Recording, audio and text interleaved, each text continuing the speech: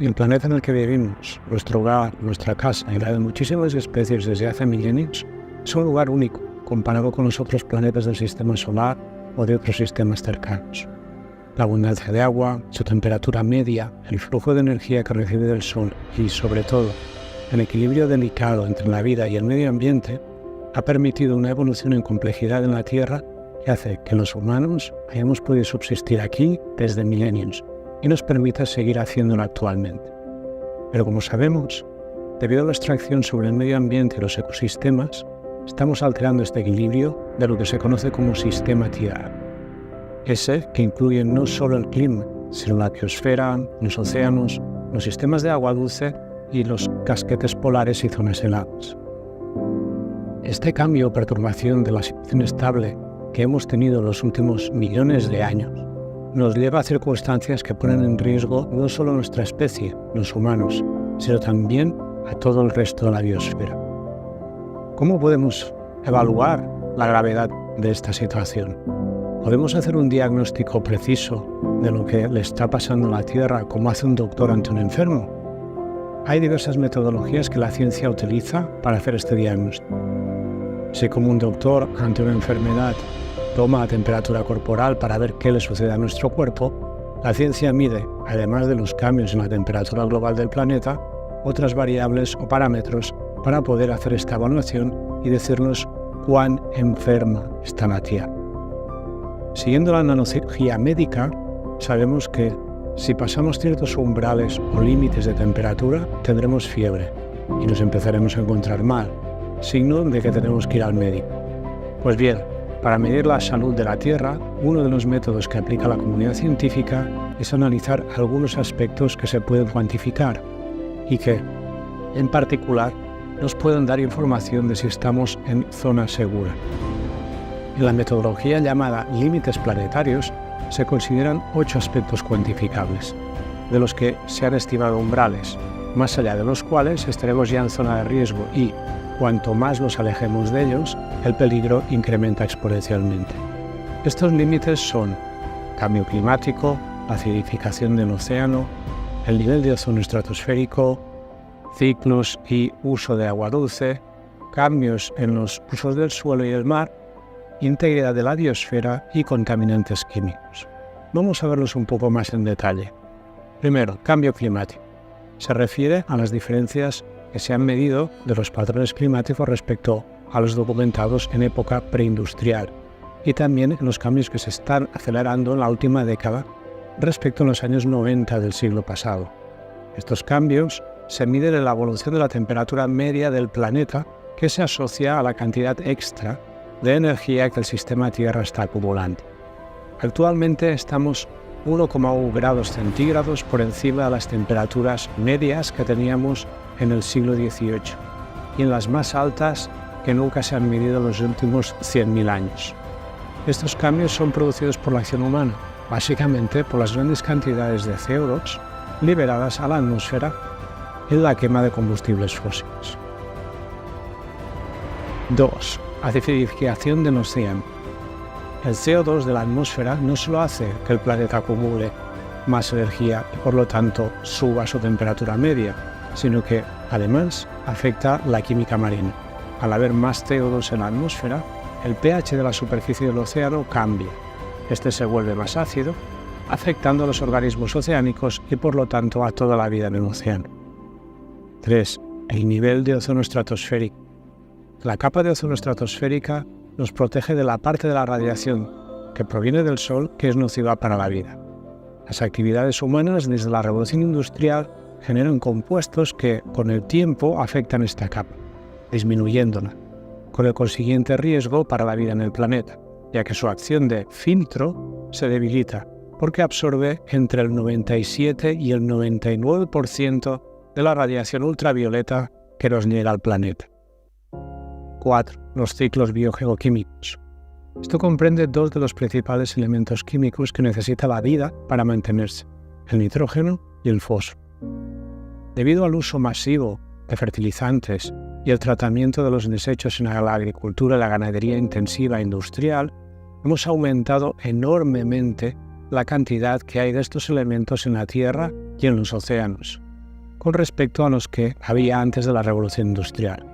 Por ejemplo, la cantidad de fósforo que va a parar a los océanos ha incrementado 10 veces respecto a la que se daba naturalmente por el proceso de erosión de las rocas.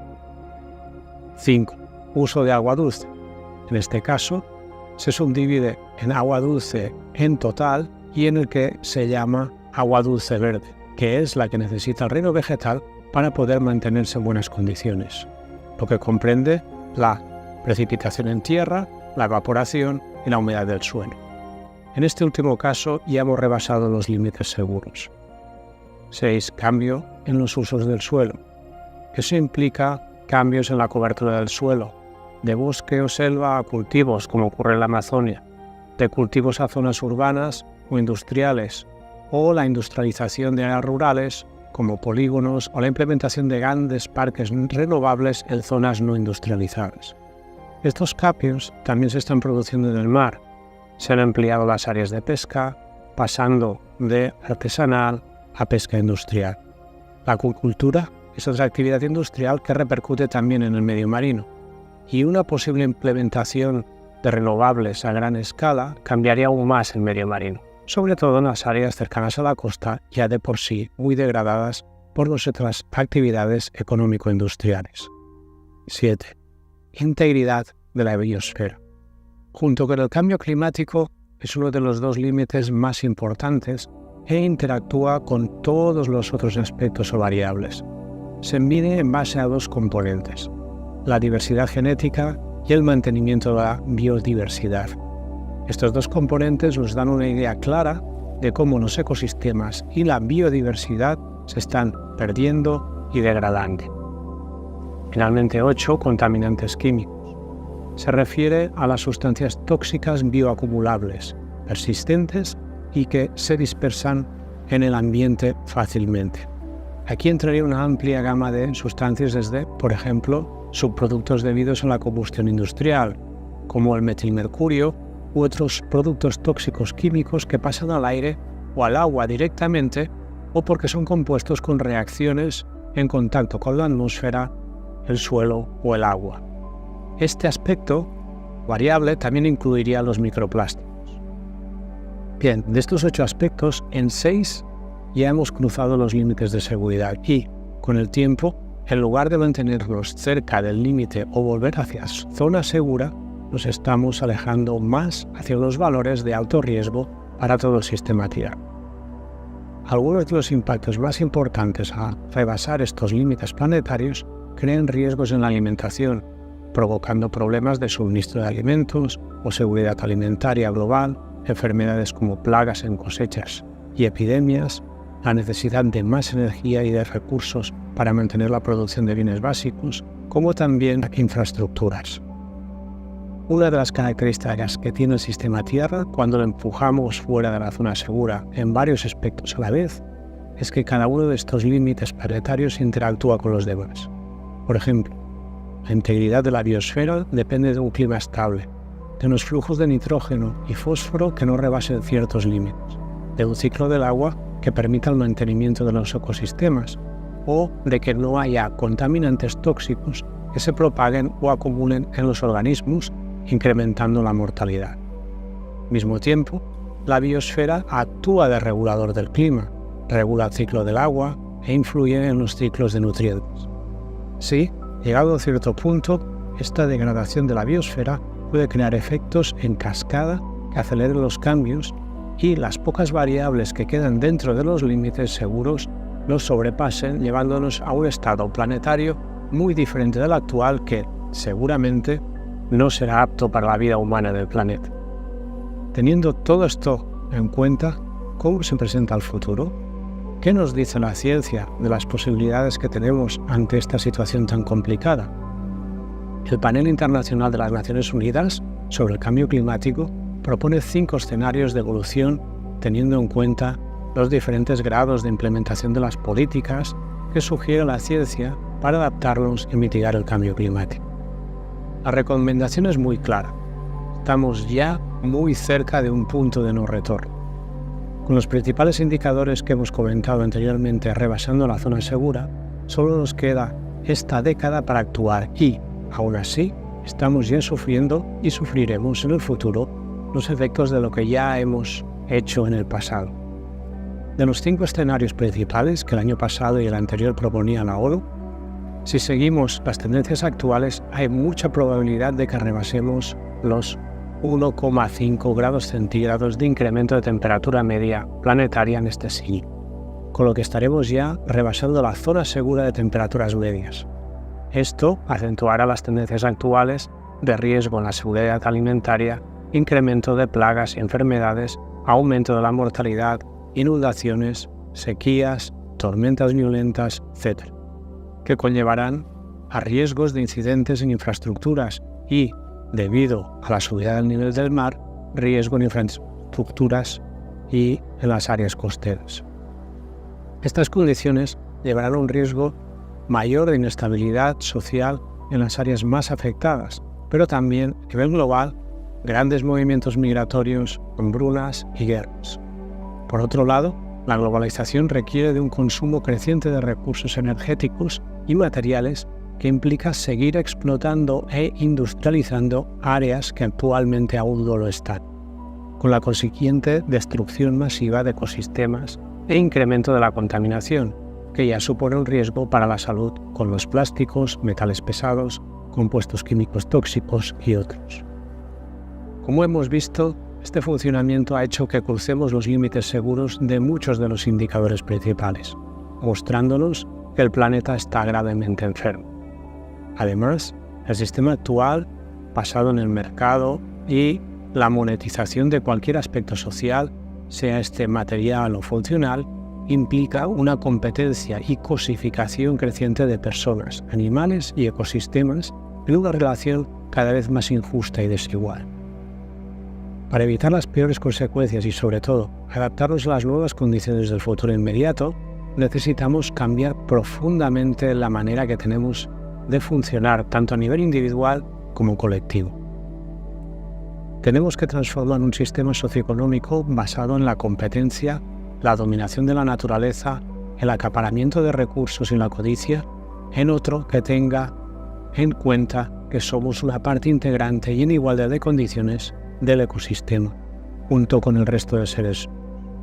Tenemos que ir hacia una socioeconomía que no priorice al individuo consumidor como centro de la sociedad. Este cambio debe ir acompañado de una transformación social, y aquí surge un gran interrogante. ¿Qué guía? ¿Qué visión podemos tomar para llevar a cabo esta profunda transformación individual y social?